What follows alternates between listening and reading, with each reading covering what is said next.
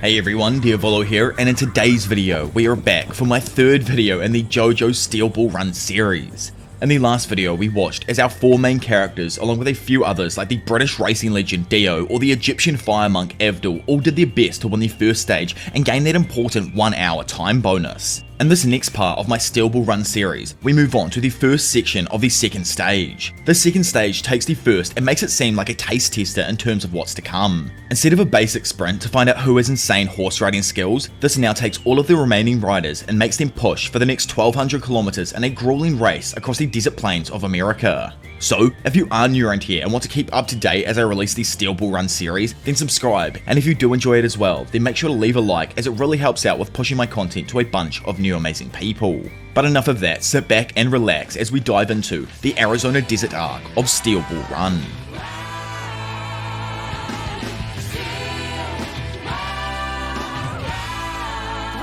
So, before we actually get underway with the beginning of the second stage, we see that because of what they just discovered at the end of the last arc, the sheriff is asking Steven to postpone the race, even if it was only for a moment. Pondering the idea for a moment to himself, Steven throws it aside as he believes it's already too late and everyone involved in the race is giving it their all. In his eyes, postponing it is impossible.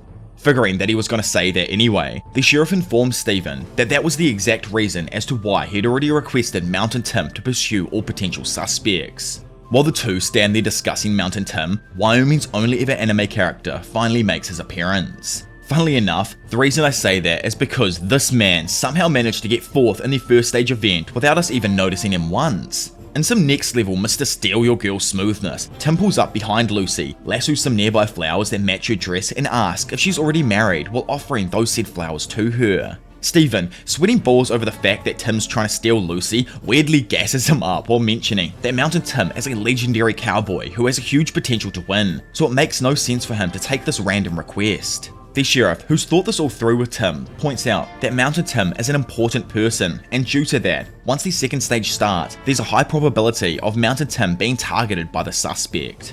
Nearby on his steed, Tim observes the area. Looking down, he notices these weird looking patterns on the ground. The patterns portray a unique method of killing, one that he's heard legends of similar deaths about. So you see, there's an old Indian legend that speaks of a shooting star that fell somewhere inside of the Arizona desert. It's said that if anything touches the spot of the tainted soil, that person or item will be able to pull out a mysterious power from inside of itself. At the same time though, evil spirits will call out a deathly curse upon them.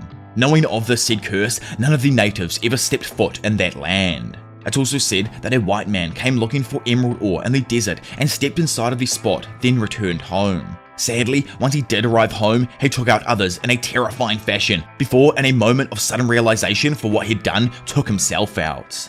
Back in Arizona now, Tim states that the first thing he is going to do is track down the person who has this very specific mountain-shaped marking on their horse hooves. Steven doesn't think some random markings on a horseshoe Tim saw is going to change anything, but Tim lets him know that it does. Through reading the markings on the ground, he can see that the person's horse went crazy after what the rider had done. Wondering if they checked out the random bottle next to the victims, Tim points out that there's something inside of it.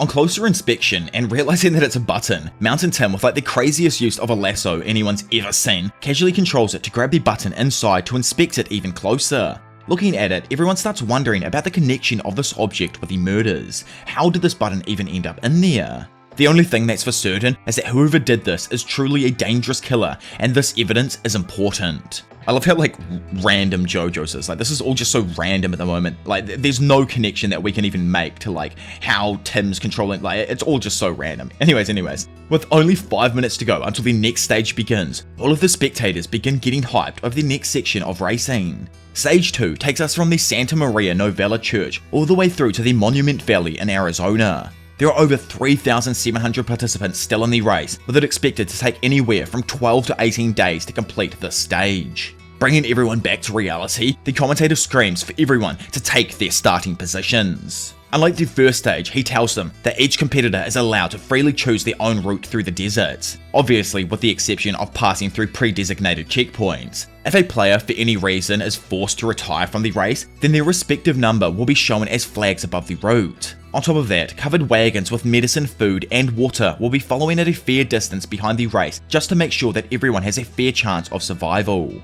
Inside the hustle and bustle at the start of the grid, Johnny, along with Gyro, and I know, I can't believe for the first 2 videos now I went and stuffed up Gyro's name. I really thought it was gyroscopic, like that's how I thought you said gyroscopic, but it's not, it's gyroscopic. And now I feel like the biggest egg on the entire planet. Like, I think I hit up Nika, the guy who's doing like the thumbnails for this, and asked him, and I was just, oh my, I can't believe I did that. Anyway, continuing on. Along with Gyro, they both seem to be discussing the other top competitors. After hearing that Sandman's ranked number 1 in the popularity poll, Gyro asks about his own rank, only to instantly get hit with the cruel reality that he's lower ranked than his teammate, coming in at 9th while Johnny was 6th. Reading further into it, Johnny explains that if Sandman does manage to take first again, his points will increase up to 200 and he'll accumulate 2 hours in time bonuses. If that happens, he'll have an overwhelming advantage over pretty much any other competitor.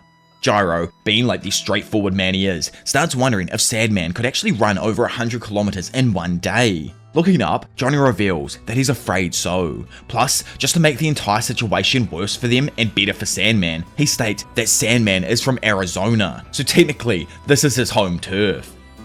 Glancing over at a nearby jockey, Johnny notes that the man he's looking at, Mountain Tim, is just as popular as them and a huge candidate for this section of the race. Mountain Tim is a cowboy, so it makes sense in Johnny's eyes for him to have terrible short range but fantastic long range stamina. However, he managed to sneak up and even pass them in the last section of the first stage without making a single sound. Gyro jokes that it was because of his funky hat. Not listening to him though, and while browsing the map, Johnny realizes that this section will become a battle over water.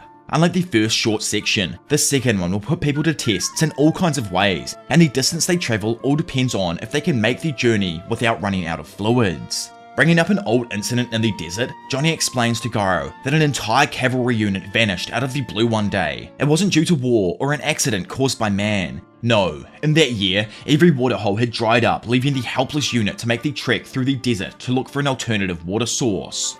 One day, they noticed the temperature start to rise past its usual amount. Still, they continued forth until every last man had died of dehydration. Hours before they perished, small cracks formed in their own dried up eyeballs, causing them to all go blind. Even blind, they continued to wander aimlessly through the infinite desert, being slowly roasted by the sun.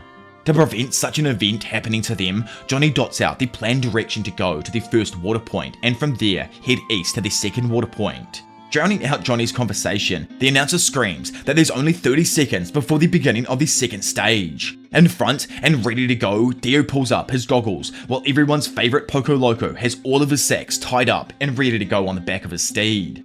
With it hitting 10 AM, fireworks are set off, signalling the start of the second stage. Instantly, and following in the same tracks as last time, Gyro once again pushes ahead to take first place early on in the race. Confused with his level of speed already, Johnny just wonders what in the world is wrong with this man. Can he really keep this up for an entire stage? Then, in a change of events that Johnny wasn't even privy to, Gyro changes direction and begins darting off to the northeast. Following him, Johnny quickly takes the turn himself. Simultaneously, the announcer screams that it looks as if Gyro is aiming to cut across the entire wasteland and ignore all plotted out waterholes. Screaming, Johnny asks his boy what the hell he's up to. He pleads for some kind of reason for this unnecessary use of speed. Hushing him, Gyro just says that others are gonna do the same. Plus, this is the shortest route, so this way they can easily pass everyone, even Sandman. As Gyro and Johnny are continuing to boost it towards the northeast, the announcer lets them all know that a mysterious follower has joined their tail. Zooming in, they see that the person in hot pursuit of the leading duo is a random competitor called Mrs. Robinson, who, unbeknownst to everyone, supposedly has those weird-looking mountain-shaped horseshoes.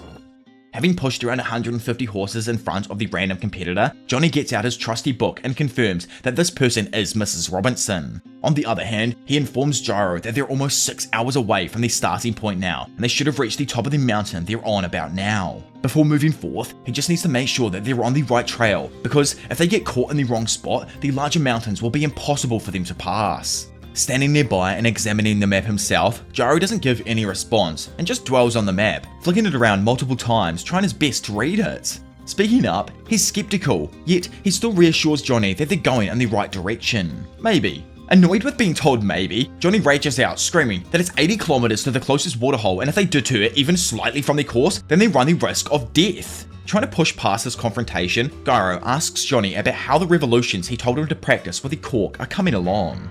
Shutting the two of them up though in an instant, a random, really fast object passes right between the duo, catching them by surprise. Wondering what it was, they snap their heads around to see a rider slowly coming up from behind the duo. What confused Gyro though about all of this was the fact that the thing didn't really come from behind, but rather from someone in front. Baffled with it, Johnny just points out to Gyro that his ear has almost been shot clean off by whatever that thing was. In the same moment, Johnny is also hit by this weird force, causing scratches and cuts to appear all over his body. Gyro starts panicking, screaming that it's coming from in front of them. Turning around once more, he now observes the racer running parallel to him and Johnny. Noticing the weird direction of the attacks, Johnny states that it has to be coming from in front, and it probably means someone is still hiding in the shadows. Still, after pulling out a cactus needle from his wound, he remembers a story about a type of cactus that was able to shoot out its needle called a cholla.